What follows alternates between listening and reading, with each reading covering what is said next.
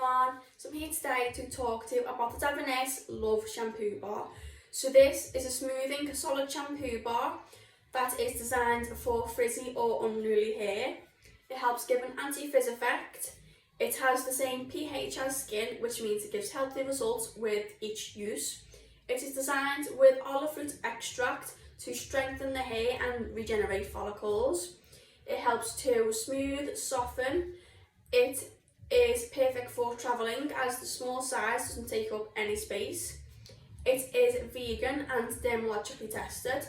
So how to use: you want to put your shampoo bar underneath the water, rub it in between your hands to create a lather as you would a normal soap bar.